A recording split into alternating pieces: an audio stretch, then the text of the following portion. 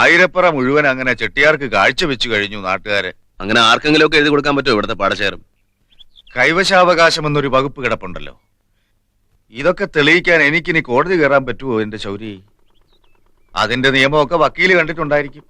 അതൊക്കെ പോട്ടെ. എന്താ നിന്റെ പരിപാടി ഇനി? ഒന്നും തീരുമാനിച്ചിട്ടില്ല.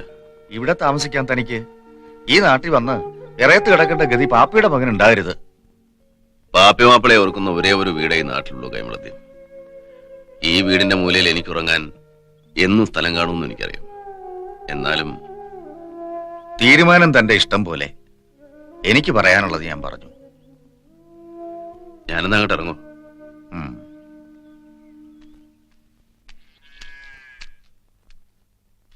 ശൗരി, ഇവിടെ താമസിച്ചൂടെ? എത്ര നാളെന്ന് വെച്ചാ പറഞ്ഞു പിന്നെ? ഈ വീടും വീട്ടുകാരും ഉള്ളിടത്തോളം കാലം,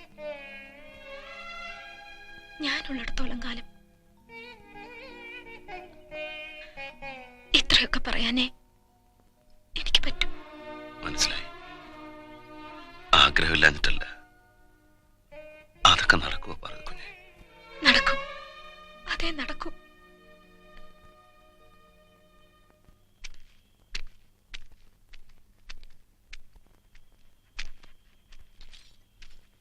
കാലത്ത് വരാൻ പറഞ്ഞിരുന്നു. വക്കീല് ഓ, ആരാണ്? ഇവനാ മുതലാളി ശൗരി. ഓ சௌரி. ஏய் மாணிக்கா, சௌரியோட பத்திரத்தை எடுத்துட்டு வா. சரிங்க. அப்படியே 2 பிஸ்கட் எடுத்துட்டு வா நாய்க்கு. வக்கீலே, வட்டியோட சேர்த்து எவ்வளவானு? 4800. 5000 രൂപയുണ്ട്.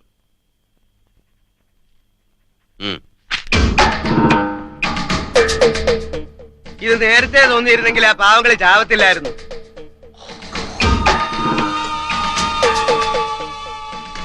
சௌரி, இங்க நான் எதுக்கா இருக்கேன்? இதெல்லாம் உனக்கு தேவையா? பாவம் சின்ன பொண்ணு, அழகான பொண்ணு. മുതലാളി, சௌரி, பாக்கி பணம் வாங்கிக்காம போற? അത് ചെട്ടിയാരെ നായ്ക്കൾക്ക് ബിസ്ക്കറ്റ് വാങ്ങിച്ചു കൊടുക്കും.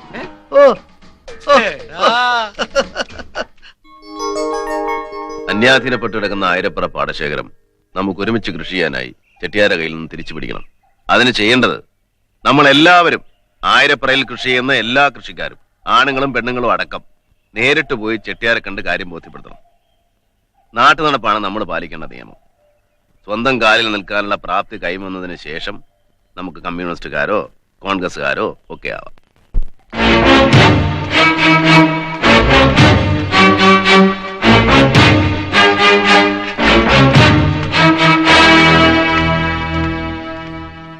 എന്നാ കാര്യത്തിനാ നീ മുതലാളിയെ കാണുന്നേ? ചേട്ടാ, ശീലിച്ചത് മര്യാദയാ. നീ എടാ പോടാന്നൊക്കെ വിളിച്ചാല് വിളിച്ചാ നീ എന്തോ ചെയ്യും? എനിക്കും നിന്നെ അങ്ങനെയൊക്കെ വിളിക്കേണ്ടി വരുവടാ. ചെട്ടിയാരെ, ഞങ്ങൾക്ക് നിങ്ങളോടാ സംസാരിക്കേണ്ടത്. ഏയ്, ഉള്ള വിടറാ.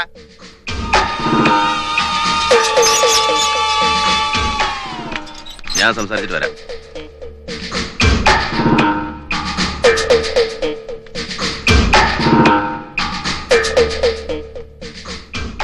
பெரியவங்களுக்கு வணக்கம் சொல்றது ஊர் மரியாதைയാണ്. பெரியவங்களுக்கு மட்டும் வணக்கம் சொல்றது இந்த ஊர் மரியாதை. ஆமா. என்ன விஷயம்?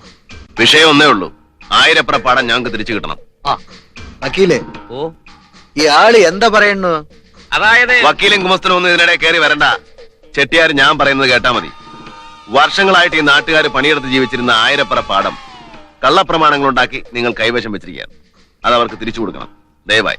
ஏய் சௌரி, ஒன்னு அறிஞ்சோ, இந்த செட்டியார் விசாரிச்சா ഈ ആയിരപ്പുറ மட்டுமல்ல, ഒന്നയെ വിലക്ക് വാക്കാൻ முடியும். മനുഷ്യനെ വിൽക്കരുത് എങ്കപ്പളക്കം ഇല്ലേ ചെട്ടിയാര്. ഇത് മനുഷ്യനെ മതിക്കുന്ന നാട്. പറടാ, നന്നായിട്ട് സംസാരിക്കുന്നുണ്ടല്ലോ. നീ എന്നാ റിബല? ഇപ്പൊ അല്ല, പാടം ഞങ്ങൾക്ക് തിരിച്ചു തന്നില്ലെങ്കിൽ ആകും. ആയിട്ട് വാ, അപ്പ കാണാം. ചെട്ടിയാരെ, ആയിരപ്പുറ പാടത്തുനിന്ന് 1 മണി നെല്ല് പോലും താൻ കൃഷി ചെയ്ത് കൊണ്ടുപോകത്തില്ല. ആയിരപ്പുറപ്പാടത്തിന്റെ തന്തയുടെ വകയാണോടാ? നിന്റെ തന്തയുടെ വകയല്ലടാ, മേടയിലെ കൈമളദ്ദേഹത്തിന്റെ വകയാ. കൈമളാറാ നിന്റെ അമ്മയെപ്പോലും. തെമ്മാടത്തിനെ മറന്നാലുണ്ടല്ലോ, തല്ലിക്കൊന്ന് ആറ്റി താക്കും. പുല്ലേ,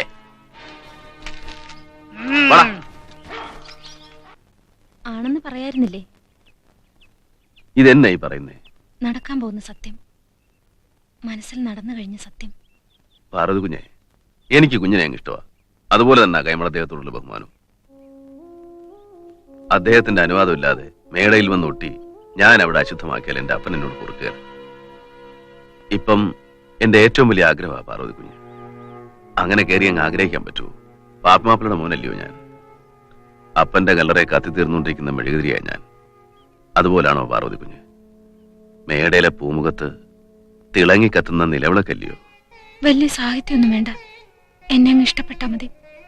അച്ഛനെയും അമ്മയും പടിപ്പുരയ്ക്ക് കാവൽ നിൽക്കുന്ന വിളക്കുകളെ മറന്നുകൊണ്ടല്ല പറയുന്നത്. ശൗര്യയോടൊപ്പം കഴിയാനുള്ള ആഗ്രഹം കൊണ്ടാ. മേടയിലെ പൂമുഖത്തല്ല ശൗരി, നിലവറയിലെ ഇരുട്ടിലാണ് ഈ ഓട്ടുവിളക്ക് കിടക്കുന്നത്, ക്ലാവ് പിടിച്ച്. എനിക്കും ആഗ്രഹമുണ്ട് ശൗര്യ, ഒരിക്കലെങ്കിലും കത്തിത്തെളിയണമെന്ന്. കരയരുത് പാർവതി കുഞ്ഞെ, കരയരുത്. ഈ നാടിന്റെ നന്മയ്ക്കായി, നാട്ടിലേവർക്കും ശാശ്വതമായ സമാധാനത്തിനു വേണ്ടി ജാതിമത രാഷ്ട്രീയങ്ങൾ മറന്ന് ഈ മണ്ണിൽ കഠിനാധ്വാനം ചെയ്ത് പൊന്നു വിളയിച്ച് ദാരിദ്ര്യത്തിൽ ഉരുകി തുടങ്ങിയ നാടിനെയും നാട്ടുകാരെയും പട്ടിണിയിൽ നിന്നും നാടിനെ നേരിടുന്ന ഏതാപത്തിൽ നിന്നും രക്ഷിക്കുമെന്ന് ഇതിനാൽ ഞങ്ങൾ ദൃഢപ്രതിജ്ഞ ചെയ്തുകൊള്ളുന്നു.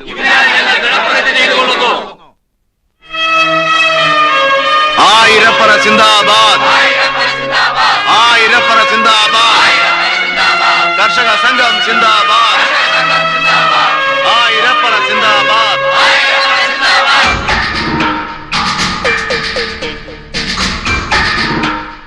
സുഹൃത്തുക്കളെ, ചെട്ടിയാർ കൂലിക്കെടുത്ത വാടക ഗുണ്ടകളായിട്ടാണ് നിങ്ങൾ ആയിരപ്പറയിൽ കാലുകുത്തുന്നതെങ്കിൽ നിങ്ങളുടെ ശത്രുക്കളാണ് ഞങ്ങൾ. ജോലി ചെയ്ത് ജീവിക്കുന്ന തൊഴിലാളികളായിട്ടാണ് നിങ്ങൾ വന്നതെങ്കിൽ നിങ്ങളുടെ മിത്രങ്ങളാണ് ഞങ്ങൾ. ഈ പാടത്ത് വിളയുന്ന ഒരു മണി നെല്ല് പോലും ഈ നാട്ടിൽ ആർക്കും ഒന്നും കിട്ടുന്നില്ല. റേഷൻ ഡിപ്പോകളിൽ ക്യൂ നിന്നാണ് അന്നമൂട്ടുമേടയിൽ പോലും അത്താഴ കഞ്ഞിവളം വന്നത്. ഈ പാടശേഖരത്ത് വീണ്ടും പണി ചെയ്ത് നാടിനെ സമൃദ്ധിയിലേക്ക് ഉയർത്താൻ നാട്ടുകാരുടെ ഭൂമി നാട്ടുകാർ തന്നെ തിരിച്ചെടുക്കുക. ശരി ഞങ്ങളുടെ ഭാഗത്താണെങ്കിൽ ഞങ്ങളോടൊപ്പം നിൽക്കുക. ചെട്ടിയാരുടെ കള്ളക്കാശിന്റെ അഹങ്കാരമാണ് ശരിയെങ്കിൽ മുന്നോട്ട് വന്ന് ഞങ്ങളെ നേരിടുക.